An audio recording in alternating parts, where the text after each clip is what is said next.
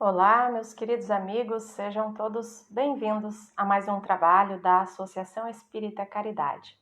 A nossa gratidão por podermos ter essa oportunidade de aprendermos um pouquinho mais sobre nós mesmos através dos postulados espíritas, através da doutrina do Cristo.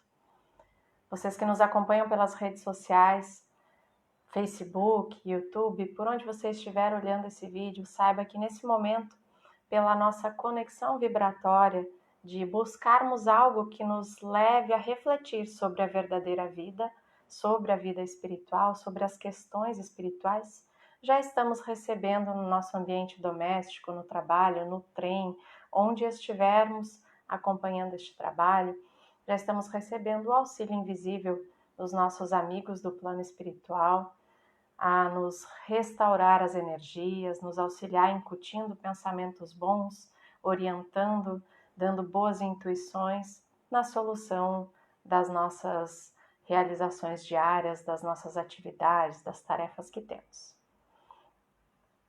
Para falarmos sobre essa frase tão especial do Cristo, dita aos seus seguidores: "Que fazeis de especial?", nós vamos remontar ao relato bíblico, em um momento em que Jesus fala aos seus seguidores, complementando, de certa forma, reconduzindo a ideia, refazendo a ideia do que os antigos disseram, que ele fala sobre o que os antigos disseram no Evangelho de Mateus.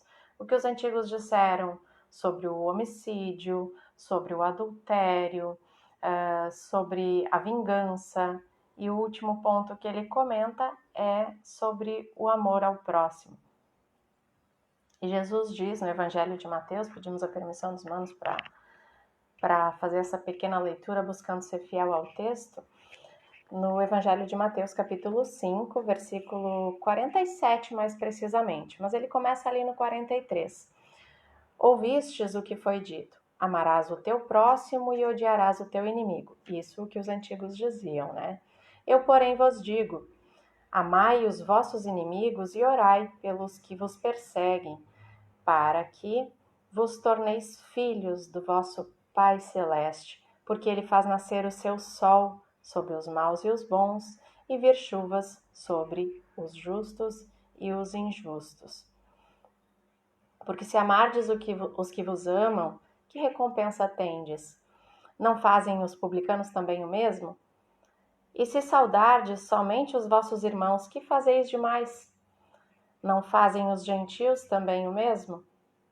Portanto, sede vós perfeitos, como perfeito é o vosso Pai Celeste. E com esses questionamentos feitos por Jesus, aqueles que o seguiam, a quem ele passava as orientações, porque o buscavam para isso, não é nenhuma reprimenda que Jesus faz, ele está apenas mostrando que o que foi aprendido teve o seu tempo, teve o seu momento, mas era a hora de redirecionar esse aprendizado para uma convivência pacífica, porque ele está aqui neste momento, segundo Mateus, falando sobre o amor ao próximo. Isso também é narrado no Evangelho de Lucas, no capítulo 6, dos versículos 32 ao 36. Lucas também vai pontuar essa recomendação do mestre, em forma de questionamento. Mas pegamos esta parte trazida no Evangelho de Mateus por uma questão muito peculiar. Ele diz assim: se amardes apenas os que vos amam, que recompensa tendes? Não fazem os publicanos também o mesmo? Os publicanos eram os coletores de impostos que, a mando do império, faziam as cobranças muitas vezes injustas, cobravam altos valores em imposto a uma população que já não ganhava quase nada, já tinha muito pouco para o seu sustento, mas os coletores de impostos, os publicanos, o faziam da mesma forma, por ordem superior, e muitas vezes acrescentavam também a sua própria vontade em cobrar um pouquinho mais para si, roubando, de certa forma, do povo e também do império. Então, os publicanos eram mal vistos naquela sociedade. Mateus foi um coletor de impostos, que abraçou o cristianismo, que entregou-se para essa vida. Ainda esses tempos assisti uma exposição de uma irmã nossa, Andréa Fritzen, palestrante da Coirmã, Associação Espírita Humberto de Campos, em que ela fala sobre a fé. E ela traz um exemplo tão claro, é óbvio que é apenas uma analogia, mas é um exemplo tão básico para que nós possamos compreender esta fé no sentido de entregar-se. Ela fala sobre uma parceria feita entre uma galinha e um porco, um negócio que eles fariam para ter lucro. Iam vender alguma coisa. E o porco pergunta à galinha, tá, e você entra com o quê? E ela diz, eu entro com os ovos. E o porco, e eu faço o quê? Aí ela diz assim, você entra com o bacon. É necessário, ainda usando as palavras da nossa mana Andréa Fritzen, é necessário envolver-se. É claro que a gente não precisa se matar para poder envolver-se, dar alguma coisa, mas é apenas uma analogia que por vezes nós damos aquilo que nem nosso é, basicamente, como a galinha que doou nesse negócio os ovos e queria exigir que o porco desse o seu bacon. Mas dar o bacon no sentido, dar aquela gordurinha do porco, dar de si, é envolver-se em alguma coisa, é crer naquilo tanto a ponto de doar-se, dar-se em prol de uma causa que julgamos seja superior e que vai auxiliar a muitos. E assim é também nas nossas atividades cristãs, seja o segmento que for. Nós muitas vezes queremos colher os frutos, queremos as bênçãos do céu, temos condições de dar algo de nós e permanecemos na inércia. Porque eu acho que eu ainda não estou preparado ou porque eu não sou bom o suficiente, mas eu estou me comparando a quê? Estou me comparando a quem? Quando é necessário que eu não me compare com outras pessoas que também fazem essa divulgação da doutrina do Cristo, do Espiritismo, que entendemos nós seja esse cristianismo redivivo. Não nos damos o suficiente, não nos doamos, não nos envolvemos o suficiente com a desculpa que ainda não estamos preparados. Mas a comparação, que deve ser o nosso ponto de referência, somos nós mesmos. Como eu era há alguns 10, 20 anos atrás? Como eu era há 40 anos atrás? Se eu mudei um pouquinho por causa da doutrina espírita e do entendimento do cristianismo, da doutrina do Cristo, eu tenho algo para dar de mim, que seja através do meu exemplo na vida diária, da minha postura moral, do meu código moral diante da vida, da conduta que eu adotei nas relações comuns. Seja também através do trabalho em prol do próximo, em atividades de caridade material ou através da caridade moral, de ouvir alguém, de dar alguma palavra de consolo, algum esclarecimento que ajude o outro a compreender a sua situação, por mais difícil que ela seja. Sim, eu não sou perfeito, eu tenho as minhas dificuldades, mas eu tenho condições de dar alguma coisa porque eu já aprendi. Mateus, o antigo coletor de impostos, viu-se envolvido naquele amor com que o Cristo pregava as suas palavras, ensinava aquele povo tão sofrido, tão judiado, que se sentia muitas vezes tão injustiçado diante das imposições que vinham dos superiores na matéria. E Mateus largou tudo o que tinha, envolveu-se, deu-se em prol de uma causa e sofreu muito. Imaginemos nós, aquele dentre os que são mais duramente criticados na sociedade, adentrar um círculo cristão. Espíritas. Qual é o nosso primeiro impulso? Não vai durar muito. É só para aparecer. Isso é só fachada. Ou assim que perceber no que se enfiou, vai sair rapidinho. Ou veio aqui só para conquistar a nossa admiração, para que a gente acredite que virou uma boa pessoa. Nós somos julgadores. Mas a nossa postura deveria ser a do Cristo. Não importa o que ele foi no passado, o que ele acabou de deixar. Importa o que ele quer ser, o quanto ele está se doando, o quanto está se envolvendo. Essa é a nossa postura e que deve ser a nossa para conosco mesmos. Não importa o que nós fizemos no passado, o que nós fomos, quais eram os nossos pensamentos, as nossas atitudes, quais eram os nossos sentimentos. Importa o que nós estamos querendo ser agora, o que nós estamos querendo fazer neste momento.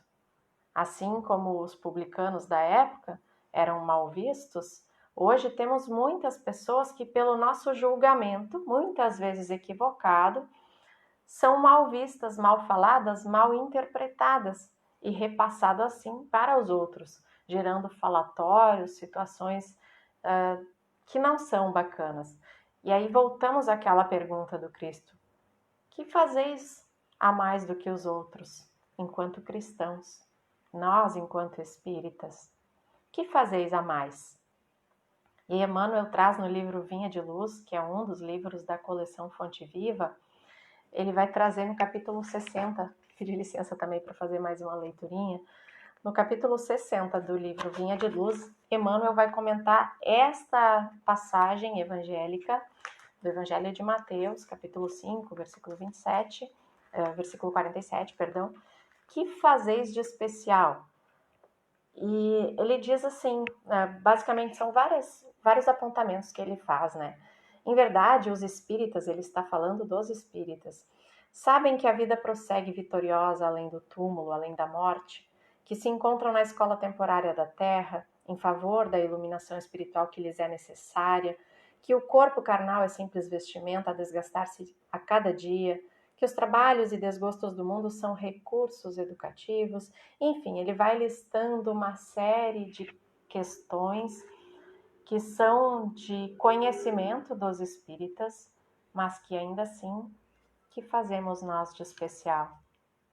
A mais do que os que não têm este conhecimento de que a vida continua, de que tudo o que nos acontece, as situações vividas são recursos educativos.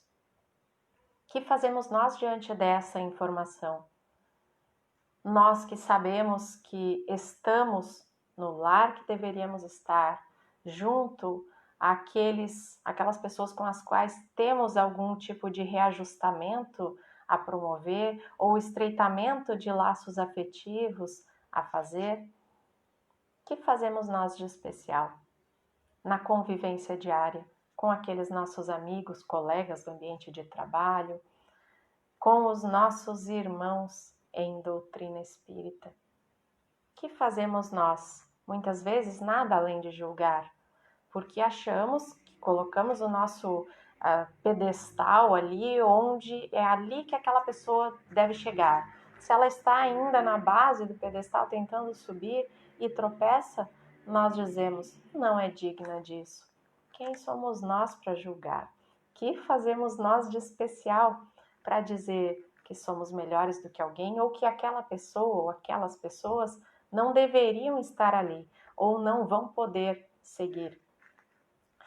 Por experiência própria, já vi na nossa instituição, Associação Espírita Caridade, muitos irmãos que foram duramente julgados e criticados por alguns que nem fazem mais parte do nosso agrupamento, que foram para outros lugares, enfim, que disseram: não, fulano não poderá ser palestrante, cicrano não poderá ser médium, é um perturbado.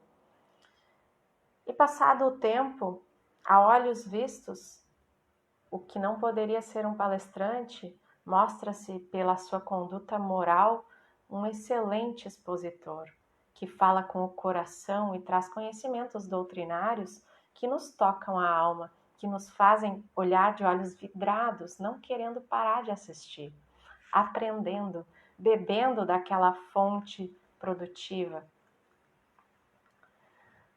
Qual surpresa, ao passar dos tempos, o dito médium perturbado, que jamais poderia servir, mostra-se um útil instrumento da espiritualidade benfeitora a nos orientar, a nos auxiliar. E nós só temos que acompanhar aquele progresso, felizes ou não, dependendo do que nós enxergávamos antes ou do que nós passamos a enxergar. É ver o outro com todo o seu potencial de crescimento. Jamais dizer que não pode. Dar todas as oportunidades. Nós temos essa filosofia na Associação Espírita Caridade. Todos merecem todas as oportunidades. Se não abraçarem ou não quiserem dar continuidade, é uma questão pessoal. Mas entendemos nós que esta seja uma casa de passagem, de capacitação, de esclarecimento, também de consolo, mas para aqueles que querem continuar, sim, é um lar abençoado, com o qual e através do qual temos muitas oportunidades e aprendemos muito. Mas fora dele, somos espíritas também. Prova disso é que esse ano nos mostra isso. Nós estamos fazendo exposições dos nossos lares, estudos transmitidos todos de forma online, qualquer material exposto é tudo feito separadamente. Nós não estamos mais tendo aquela convivência quase que diária, por vezes, dependendo do trabalho nas casas, né, como era feito antes dessa pandemia. Nós nos víamos muito frequentemente, aprendíamos através dessa convivência, mas também podemos observar que nós não deixamos de ser espíritas porque não estamos na casa espírita. Observamos isto agora com uma intensidade muito maior, mas isso já devia ter sido observado antes, que eu sou espírita dentro da minha casa, eu sou espírita no meu ambiente de trabalho, eu sou espírita na parada de ônibus, quando dá aquele formigueiro, não sei, independente de onde você estiver assistindo isso, na sua cidade, provavelmente, se for uma cidade metropolitana ou uma grande metrópole, tem aquela situação de ônibus, independente de haver pandemia ou não, ônibus lotados, trens lotados, quando abrem-se as portas é aquele um formigueiro, todo mundo se embolando para entrar, todo mundo se atacando para sentar. E aí nós vemos esses instintos quase que selvagens, mas ainda são base do instinto primitivo em muitos que já estão de alguma forma crescendo um pouco espiritualmente, mas que naquele momento não estão sendo cristãos, não estão pensando na sua espiritualização, nem mesmo no amor ao próximo como nos trouxe Jesus na citação do Evangelho de Mateus capítulo 5. Que fazeis de especial? E essa pergunta tem que ser direcionada a nós. O que nós fazemos de especial? Mas precisamente a nós que estamos acompanhando esse trabalho, que nos consideramos espíritas, e que por isso mesmo estudamos a doutrina espírita e não devemos ter a pretensão de que, porque temos este conhecimento, de que a vida continua, como diz Emmanuel, que a vida continua além da morte, que tudo o que acontece, as situações difíceis são recursos para o nosso aprendizado, porque todos somos espíritos em reeducação. Mas não vamos nos iludir que apenas tendo este conhecimento e assistindo uma ou outra palestra, fazendo um ou outro trabalho, sendo expositor, facilitador, o dirigente do grupo mediúnico, um médium, não vamos nos iludir que a nossa cadeirinha no plano espiritual, nas regiões de altas vibrações, está garantida. Prova disso é que nós temos muitas obras relatando isto, inclusive o próprio Céu e o Inferno traz alguns relatos de espíritos após a morte na sua segunda parte, mas nós vamos trazer um exemplo que está no livro Diálogo com as Sombras. É claro que os manos vão ver o livro espelhado, mas eu tenho essa capinha aqui, do Hermínio Miranda, no capítulo 2, em que ele vai falar sobre as pessoas, ou seja, os diversos espíritos que se apresentam nos trabalhos mediúnicos, carecendo de auxílio, independente de serem apegados ao mal, de serem sofredores, desconhecedores da sua real condição de desencarnados, desconhecedores da continuidade da vida, de como isso acontece, independente do tipo de espírito, todos esses que são acolhidos e encaminhados através dos trabalhos mediúnicos, que são para o aprendizado do médium e do dialogador, do dirigente, porque eles seriam encaminhados pela espiritualidade chegando à sua oportunidade, mas para o nosso aprendizado faz-se necessário esse contato fluídico anímico entre o espírito desencarnado e o médium, muitas vezes, em muitos casos, para que o espírito possa, sim, tendo aquele choque fluídico, ser mais facilmente conduzido à região que necessita. E é nesse capítulo que ele vai falar sobre, no capítulo 2, onde ele traz vários exemplos, ele fala sobre o religioso. E aqui estamos falando de todos, inclusive espíritas. Ele diz assim, é impressionante a elevada participação de religiosos nesses trabalhos mediúnicos.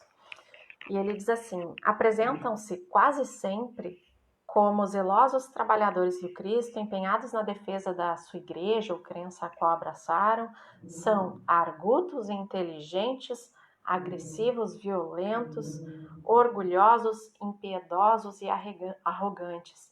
Acreditam-se estar com todos os argumentos com base na verdade. E, inclusive alguns, como cita o autor aqui nesta obra, falam quando querem justificar sua violência, arrogância e agressividade, falam sobre o episódio em que Jesus expulsa os vendilhões do templo, que usa de violência, e esquecem de observar o cenário por trás daquilo. Aquela prática da venda dos tesouros do céu, da venda de negociar com as questões espirituais, porque era isso que acontecia. Não era apenas a venda de produtos, era o negociar as bênçãos do céu. Era o sacrifício de animais por causa de erros cometidos pelos seres humanos. É esse o aspecto desse momento de violência, vamos chamar assim, que deve ser observado. Mas alguns desses religiosos desencarnados, estamos falando aqui de espíritos desencarnados, tá? Que se apresentam com essa agressividade, com a petulância, a arrogância de quem já tem conhecimento, sabe como as coisas se processam e exigem o seu lugar de reconhecimento no plano espiritual, sem questionarem-se o que fizeram de especial, tendo o conhecimento de que a vida continua, das questões espirituais, do amor de Deus e misericórdia por todos nós, dos exemplos que o Cristo nos deixou e que deveriam ser seguidos por nós.